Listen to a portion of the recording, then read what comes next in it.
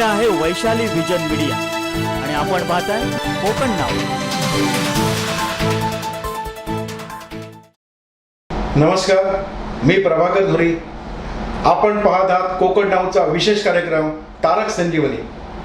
तारक संजीवनी या कार्यक्रमाच्या माध्यमातून जिल्हाभरात वेगवेगळ्या क्षेत्रामध्ये स्वतःच्या कर्तृत्वाने आपला ठसा उमटवणाऱ्या अनेक महिलांची ओळख आम्ही करून देत आहोत। आज आपल्यासोबत आहेत कळणेच्या सरपंच जान्हवी देसाई।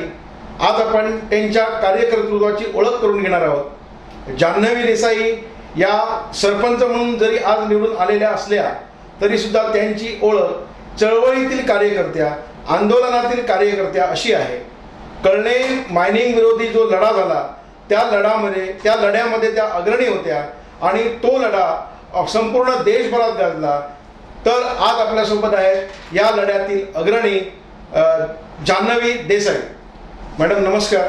कोकण नावच्या तारक संजीवनी या कार्यक्रमात आपलं स्वागत। आम्हाला सांगा की आपली जी वाटचाल आहे ती वाटचाल कशी झाली, तुमचं बालपण कुठलं, तुमच्या बालपणाविषयी तुम्ही थोडं सांगा आम्हाला। नमस्कार, मी कळणे सरपंच जान्हवी भिकाजी देसाई।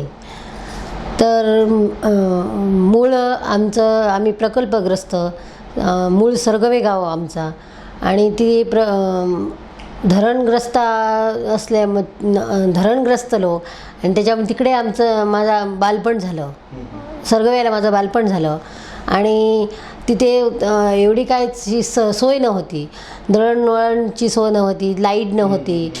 त्यानंतर काही शाळेच्या सुविधासुद्धा तशा नव्हत्या, गाडी वाहनं वगैरे जास्त नव्हती आणि तिथे माझं बालपण गेलं। 7वीपर्यंत तिथे शिक्षण झालं आणि नंतर आम्ही इकडे झरेबांबरला पुनर्वसन आमचं झालं आणि तिथे आलो।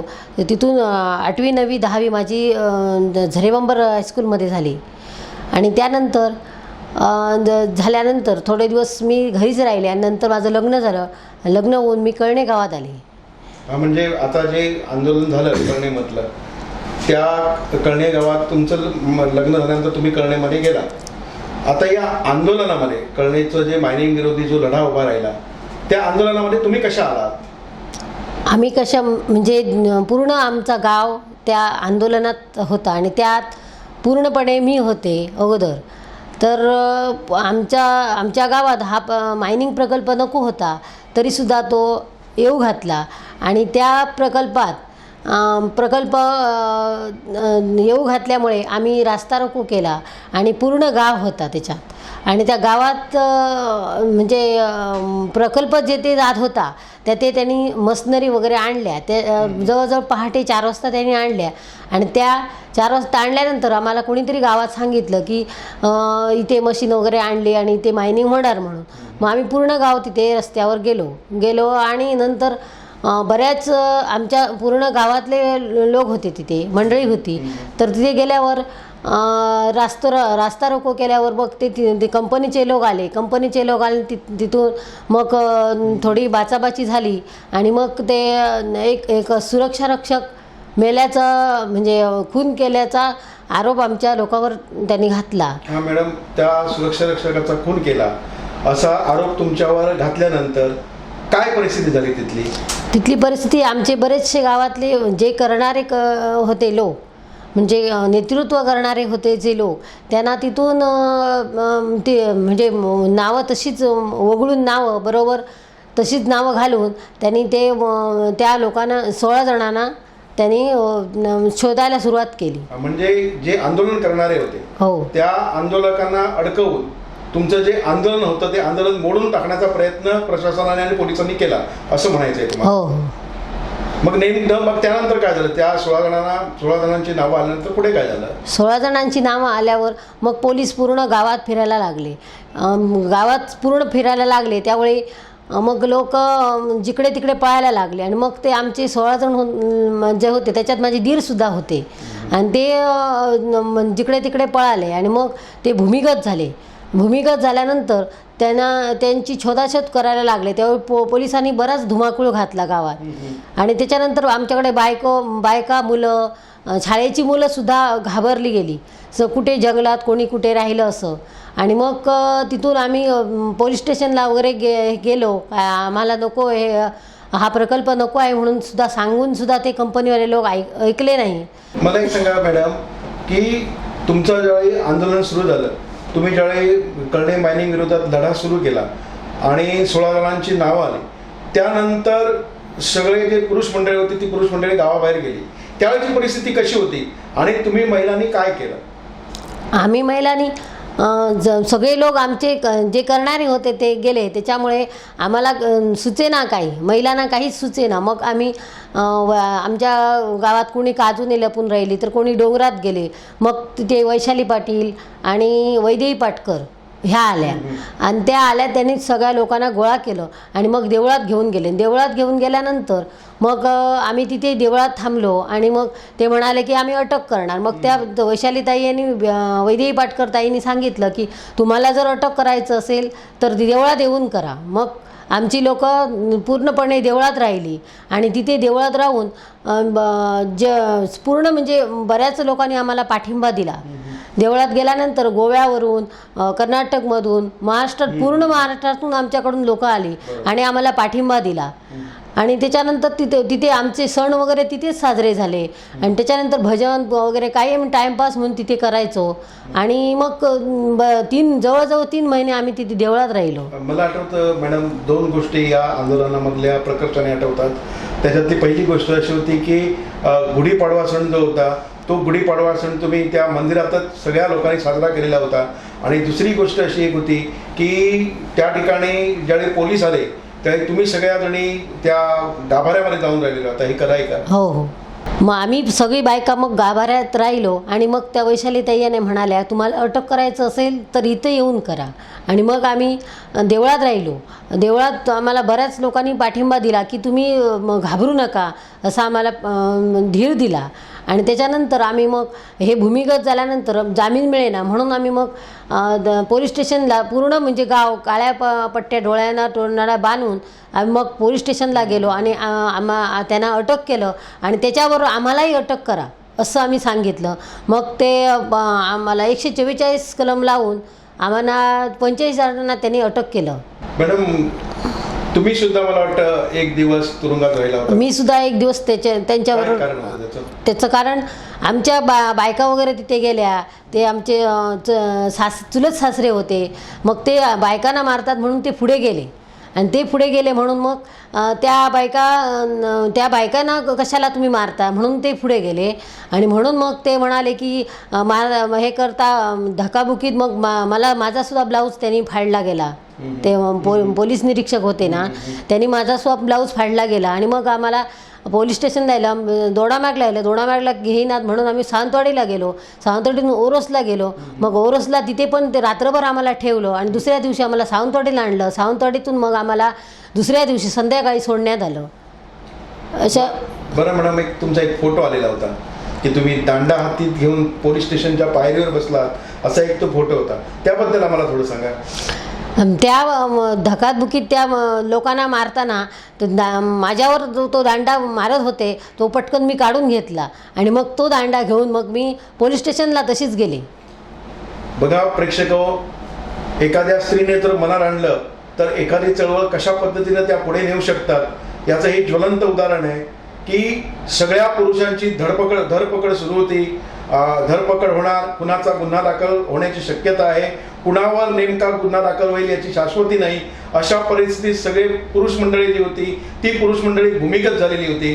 आणि आता आंदोलन संपतं की काय, आंदोलन चिरडलं जातं की काय, अशी परिस्थिती उभी राहिली.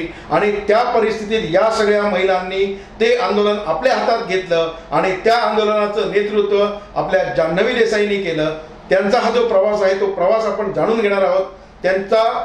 त्या चळवळीचा त्यांना आपल्या सरपंचपदासाठी काय फायदा झाला ते आपण त्यांना विचारणार आहोत. मॅडम, तुम्ही या चळवळीमध्ये, या आंदोलनामध्ये, या लढ्यामध्ये राहिलात आणि या लढ्याचा तुमच्या चळवळीमध्ये, तुमच्या सरपंच होण्यामध्ये काय वाटा आहे? ह्या चळवळीमध्ये आम्ही हेच हे केलं त्या वैशाली पाटील आणि वैदेही पाटकर यांनी आम्हाला बराचसा काही धीर दिला आणि त्यामुळे आम्हाला धाडस आलं आणि त्या धाडसामुळेच आम्ही हे पुढे जाऊ शकलो आणि त्यामुळे प्रत्येक ह्याला की आपण मागे राहू नये हे आम्हाला कळलं आणि आम्ही पुढे गेलो. बरोबर.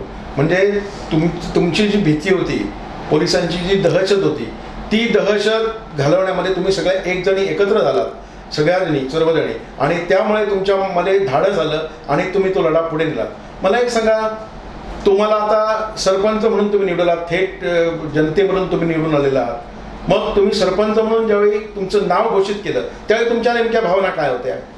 माझ्या भावना होत्या की हे चांगलं आहे, हे आपल्यासाठी चांगलं आहे आणि आम्हाला धीर देऊन त्या बायकांनी पुढे आणलं की बायका पुढे जाव्यात, ह्या उद्देशाने पुढे जायचं आणि काहीतरी गावाचा विकास करायचा किंवा गावात काहीतरी चांगलं करावं. समाजकार्य तर आहेच आमचं आणि त्याबरोबर मला सगळ्यांचा सपोर्ट पण होता, माझ्या घरच्यांचा सपोर्ट होता, मिस्टरांचा सपोर्ट होता, अधिक माझे बाबा पण शिक्षक होते आणि ते पण म्हणाले का होणार तू सरपंच, काही भिवू नको, घाबरू नको असं म्हणून त्यांनीसुद्धा मला धीर दिला आणि त्याच्यानंतर मी त्यात म्हणजे मला वाटलं की आता हे म्हणजे चांगलं करण्यासाठी काहीतरी आहे तर बायकांनी कुठे मागे राहू नये आणि पुढेच जावं असं मला वाटलं म्हणून मी हे केलं. बरं मॅडम, मला एक सांगा, तुमच्या माहेरच्या लोकांचा सगळ्यांचा पाठिंबा होता, वडील तुमचे शिक्षक होते त्यांचा तुम्हाला पाठिंबा होता, त्याचबरोबर तुमचे मिस्टर जे आहेत ते मिस्टर तुमच्या नेहमी पाठीशी असतात. यात कुठल्या पक्षाने तुम्हाला सहकार्य केलं का सरपंच होण्यासाठी?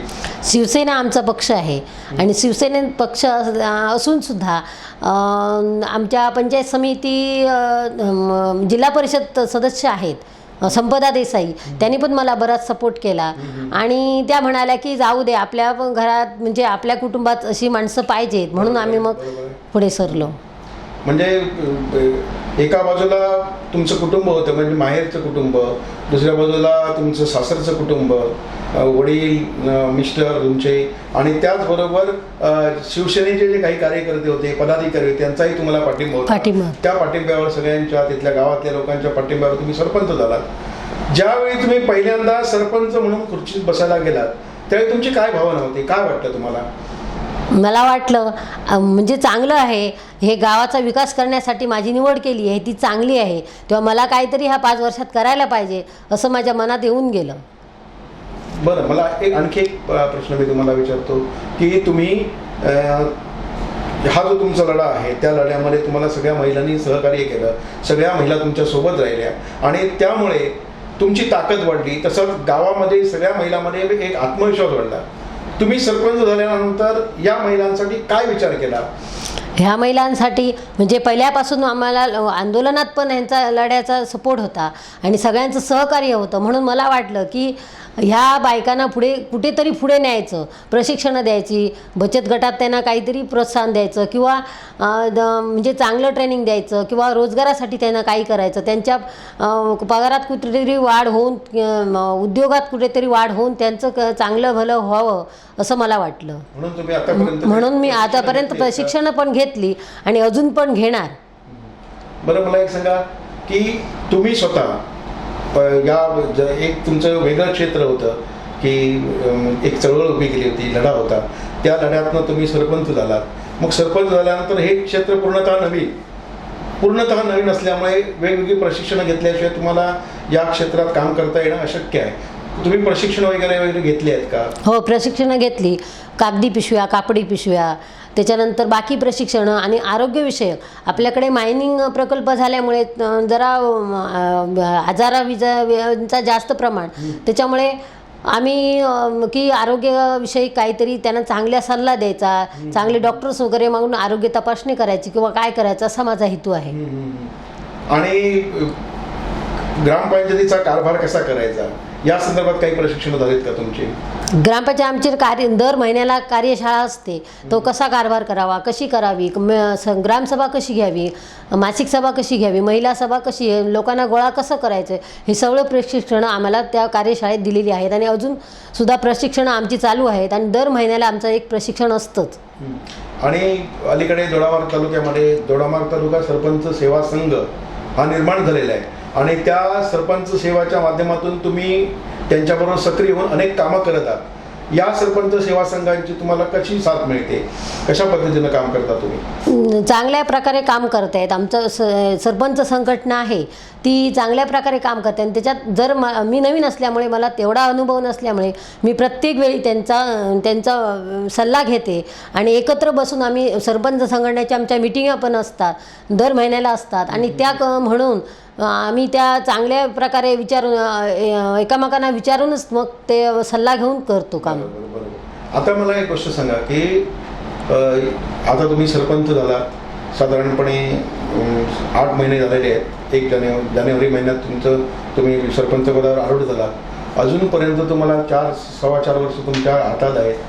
काय योजना आहेत तुमच्या मनामध्ये अशा कुठल्या कल्पना आहेत की त्या तुम्ही गाव विकासासाठी राबवणार आहात? गाव विकासासाठी चांगल्या आरोग्याविषयी किंवा आपल्याकडे रस्ते, विहिरी कुठे असतील, ते कोणाची घरं दुरुस्ती असतील किंवा काय असतील, ह्या विकास कामासाठी आणि प्रशिक्षण देऊन महिलांना पुढे कसं आणायचं ह्या दृष्टीने मी प्रयत्न करेन. म्हणजे महिला सक्षमीकरणासाठी प्रयत्न करणार आहात. आता जाता मी तुम्हाला एक प्रश्न विचारतो, शेवटचा प्रश्न, की तुम्ही आतापर्यंत या लढ्यामध्ये अगदी सक्रिय झालात, सगळ्या महिलांनी तुम्हाला साथ दिली. तुम्ही महिलांना काय सांगाल? म्हणजे आता तुम्ही ज्या पद्धतीने उभे आहात तर आपला भाग दोडामार्ग तालुका हा ग्रामीण आहे. बऱ्याचशा महिला अशिक्षित आहेत, ग्रामीण भागात आहेत, शहराकडे यायला त्यांना मिळत नाही, योग्य वेळेत शिक्षण मिळत नाही. अशा परिस्थितीत या महिलांनी कसं वागावं, एखादा प्रसंग आला तर त्यांनी काय करावं, कसं सांगाल तुम्ही? आमच्या ग्रामीण भागात तशी महिला म्हणजे अगोदर पुढे जात नव्हती. आता पुढे म्हणजे त्यांना कुठेतरी मागे ठेवू नये ह्या हेतूने मी प्रयत्न करेनच. खरं त्या महिलांनी एकामेकाचा सहभाग घेऊन पुढे जावं आणि कुठेतरी म्हणजे चांगलं करावं, उद्योगधंदे करावेत, बचत गटमार्फत काहीतरी प्रशिक्षण घ्यावी किंवा काहीतरी धंदे करावेत, उद्योग करावेत आणि त्यातून त्यांनी हे करून पुढे सरावीत अशी माझी इच्छा आहे. आणि या महिलांनी अशा पद्धतीनं काम करावं असं तुम्हाला वाटतं. पण तुम्ही काम करत असताना, स्वतः तुम्ही काम करत असताना तुम्हाला कोणी विरोध केला किंवा तुम्ही काम करताना तुम्हाला कोणी प्रोत्साहन दिलं, या संदर्भातल्या आठवणी सांगा. तुमचा समजा सदस्यांचा जो परिवार आहे ते सदस्य तुमच्याशी कसे वागतात, त्यानंतर तुमचे ग्रामसेवक असतील ते कसे वागतात, गटविकास अधिकारी असतील, सभापती असतात, या सगळ्यांचं तुम्हाला सहकार्य मिळतं का?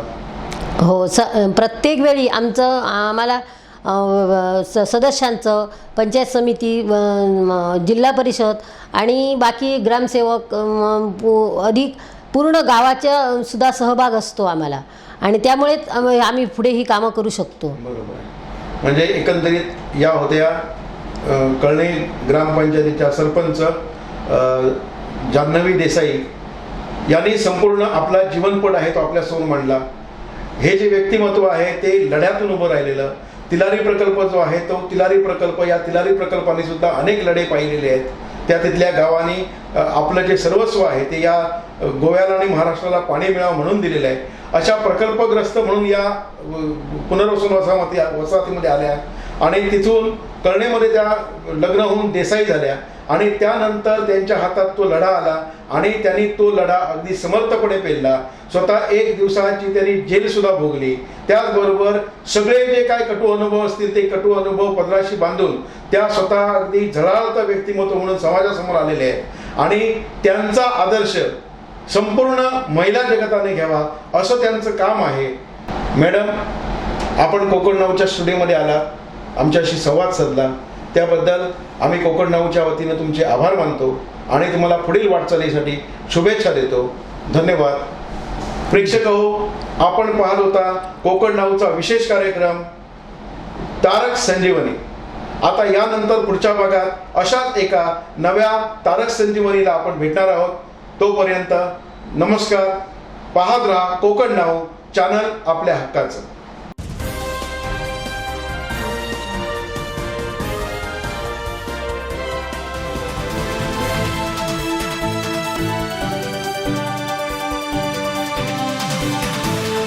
हे आहे वैशाली विजन मीडिया आणि आपण पाहताय कोकण नाऊ.